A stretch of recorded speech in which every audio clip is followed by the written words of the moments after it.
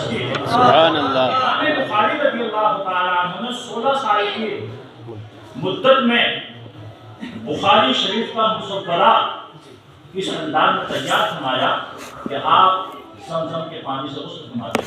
سبحان اللہ سبحان اللہ۔ اور زمزم کے پانی سے غسل کرنے کے بعد جس حدیث کو آپ اپنی کتاب میں لکھنا چاہتے تھے، خانہ کعبہ سامنے ہے، سراب کا چھپا ہے، سبحان اللہ۔ اور شاک کی یہی شان ہوتی ہے۔ آج دنیا کو شاک ہے کہ اپنے معشوق کو دیکھنے کے لیے انہیں سر کو الٹا اٹھانا پڑتا ہے۔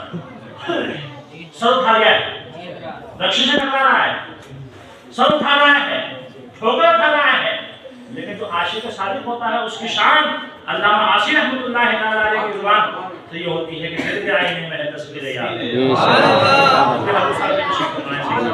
نعرہ تکبیر، نعرہ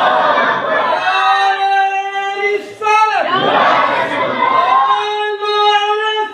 دل کے آئینے میں ہے تصویر یاد۔ جب ذرا گردن جھکائی دے شان ہوتی ہے۔ امام بخاری رضی اللہ تعالیٰ عنہ کعبہ معظمہ سامنے ہوتا تھا، زمزم کے پانی سے آپ غسل فرماتے تھے، چاندنی رات ہوتی تھی اور چاندنی رات میں مراقبہ فرماتے تھے۔ عالم مراقبہ میں رسول کائنات فخر موجودات صلی اللہ علیہ وسلم کے دیدار انوار سے اپنے دل کو تازگی بخشتے تھے۔ اللہ کے رسول اپنے عاشق کے اوپر کرم فرماتے تھے کہ میں نے سب تیاری کر لی ہے، سنا ہے آپ ہر عاشق کی گھر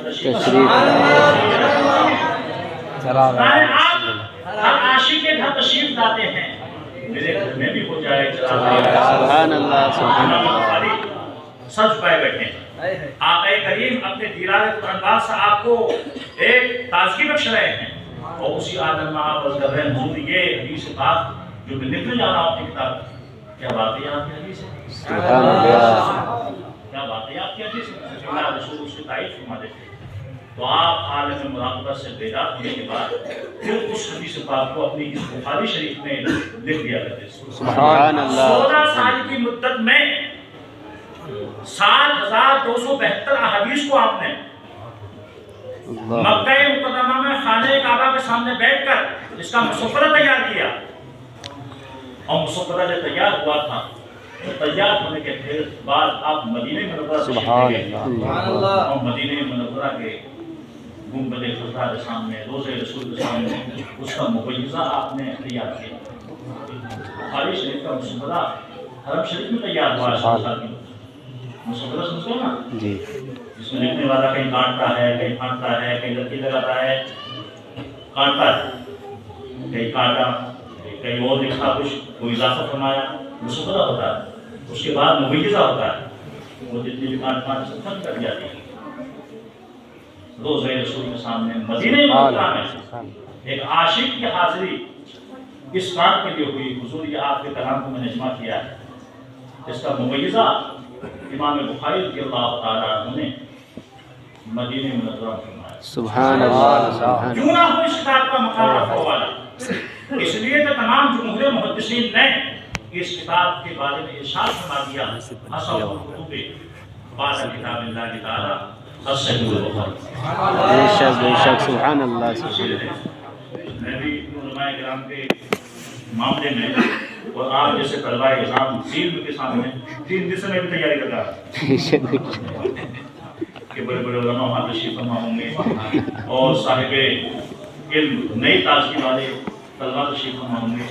وقت بہت چاہیے تھا مجھ کو، لیکن کچھ مفتی زیادہ صاحب نے لے لیا، سردار حسن نے لیا۔ یہ کتاب آپ کے سامنے جس کو امام بخاری نے اپنی کتاب کا آغاز کتاب الوحی سے فرمایا۔ سبحان اللہ۔ اور کتاب الوحی سے فرمانے سے پہلے آپ نے ایک حدیث پاک میں فرمائی کہ انما الاعمال بالنیات، تمام اعمال کا دار و مدار نیت کے اوپر ہے۔ اس حدیث پاک کی شرح اگر آپ کو سیر حاصل دیکھنی ہے تو صدر العلماء امام النحو علامہ سید غلام بلال میٹھی رحمۃ اللہ تعالیٰ علیہ نے جو جامع نیمیوں میں پڑھ بھی چکے ہیں صدر بخاری کے شاگردوں میں، بے شک بے شک 7 سال آپ نے تعلیم حاصل کی، اور جب تک حیات رہے آپ جامع نمیہ کے منتہی اعلیٰ رہے آپ۔ بے شک بے شک جامع نمیہ میں امتحان کا معاملہ صاحب کے ہاتھ میں رہتا تھا، اور جلسے کا انتظام جو سالانہ جلسہ ہوتا تھا، 2 روزہ جلسہ ہوتا تھا جامع نمیہ میں، اس کا انتظام حافظ ملت علامہ سیدنا عبدالعزیز محدث مبارک پوری رضی اللہ تعالیٰ عنہ۔ سبحان اللہ سبحان اللہ سبحان اللہ۔ یہ میں نے کے یو صاحب کی زبانی سنا، مفتی مولانا یامین صاحب کی زبانی سنا، مفتی ممتاز صاحب کی زبانی سنا، سن 75 میں آخری دفعہ حافظ ملت یہاں شریف ہوئے، اور جلسوں کو اپنے اہتمام فرماتے تھے، اور جتنی اسناد ہوتی تھی سند ہوتی تھی بہت اچھے آپ کو شک آتی تھی، ان تمام طلباء کے نام اپنے حسن لیتا تھا۔ بے شک اس کتاب، اس شرح کے، اس حدیث کی شرح کو دیکھنی ہے تو صدر صاحب کی کتاب بشیر البخاری، بشیر البخاری شرح حدیث کی شرح کو لکھی ہے، اس کا مطالعہ کریں، بڑی جامع شرح ہے جو آپ نے فرمائی ہے۔ امام بخاری رضی اللہ تعالیٰ عنہ اپنی کتاب کو انما الاعمال بالنیات سے شروع فرما کر اس بات کا درس دیا ہے، اے میرے طلباء عزیز، چاہے وہ طلباء ہوں یا علماء ہو، حدیث ہو یا حدیث کے علاوہ دوسرا علم ہو، اس میں نیت اپنی دوست کرو، بے شک بے شک سبحان اللہ۔ نیت اپنے صحیح رکھو، نیت اشاعت علم دین کے لیے ہونی چاہیے، نیت دین مدین کے پردے پڑھانے کی ہونی چاہیے، یہ نہیں کہ مجھے جبہ ملے گا، فلاں جگہ مجھے بریانی ملے گی، فلاں جگہ مجھے یہ لفافہ ملے گا، فلاں جگہ میرا مسافہ ہوگا، فلاں لوگ میرے ہاتھ چومیں گے، فلاں لوگ میرے پیر کے بوسے لیں گے، یہ نہیں ہوتی۔ اگر ایسی نیت خاصہ رکھتا ہے انسان تو ایسا انسان شریعت کی اصلاح کا داخل کراتا ہے۔ امام بخاری رضی اللہ تعالیٰ عنہ نے اس حدیث پاک کو مقدم فرما کر اصلاح نیت کے لیے آپ نے پیغام امید جافزہ دیا ہے۔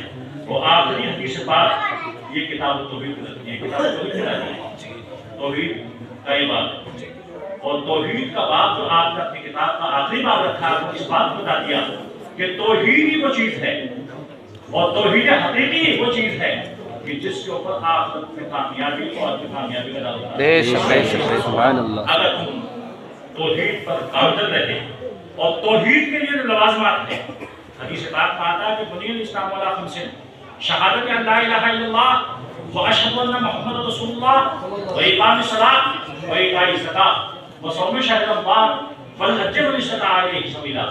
اگر آپ نے توحید کے تمام اسباب پر لوازمات پر عمل کیا ہے تو انشاءاللہ تعالیٰ توحید حقیقی کے ساتھ آپ نے ان لوازمات پہ آپ نے انسان کیا ہے، اس کو اپنے اوپر لازم جان لیا ہے نمازوں کو، روزوں کو، تو کل قیامت میں یہی آپ کے لیے مدار نجات ہے، بے شک یہی مدار نجات کامیابی ہے۔